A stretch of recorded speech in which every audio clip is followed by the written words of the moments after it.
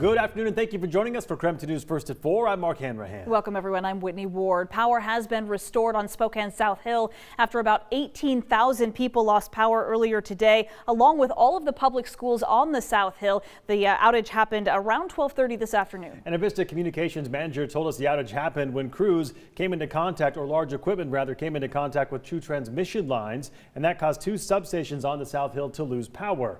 Vista was able to reroute power and restore service to all the customers within a couple of hours, and now crews are making the necessary repairs to all the damaged equipment. We want to turn our attention though outside now. This wasn't a weather-related outage necessarily, but there is weather moving into the area.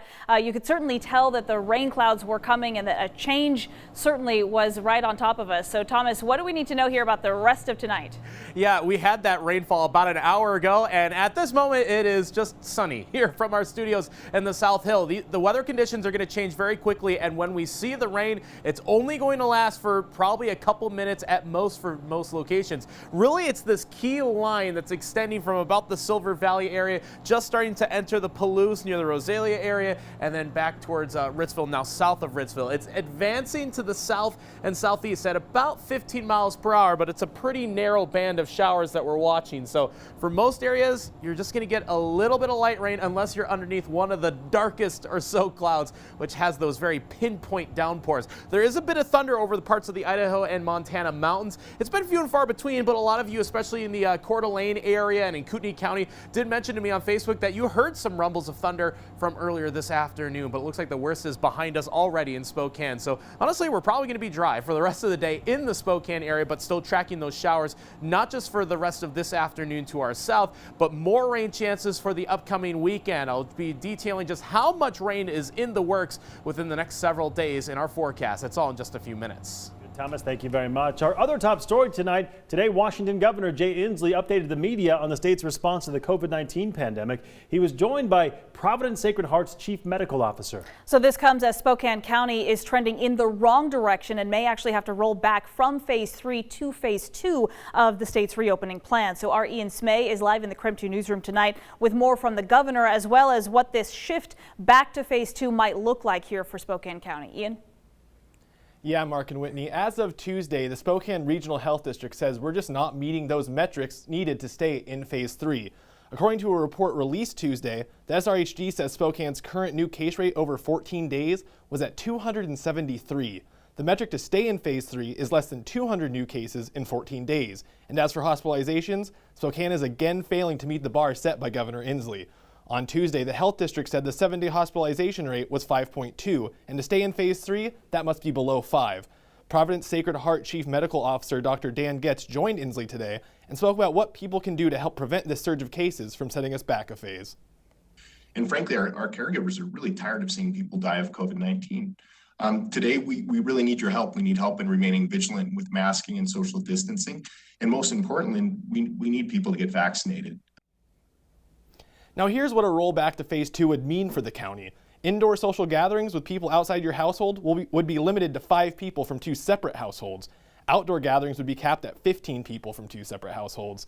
Restaurants and bars would be limited to 25% indoor capacity, and at restaurants, tables would have to be limited to 6 people from 2 households, and bars would have to serve food to remain open.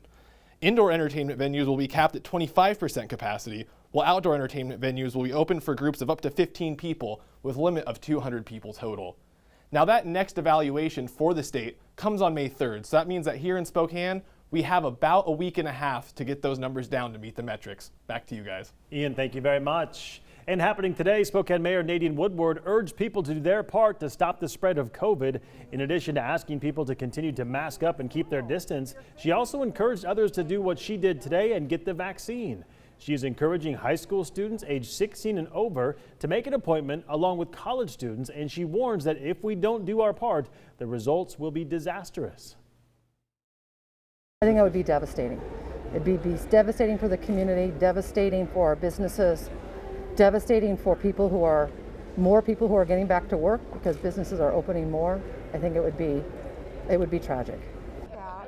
Thursday, Gonzaga will be hosting a COVID-19 vaccine clinic. The university teamed up with Providence to provide this free clinic at the Martin Center Fieldhouse. They are utilizing the Pfizer shot, which can be used for anyone 16 and older. The clinic is open to the public and will remain open every Thursday from 10 a.m. until 7 as long as there's community demand. Future clinics are scheduled for April 29th, May 13th, May 20th, and May 27th. Now looking ahead, Schweitzer Engineering is hosting another vaccine clinic down in Whitman County. That's on Saturday, this coming Saturday from 9 to 2:30. It is free and open to anyone who is 16 and older, but it is by appointment only. So for more information on how to make that appointment and to see all the places around the Inland Northwest that are offering vaccines right now, just text the word vaccine to 509-448-2000 and we'll send that link right to your phone.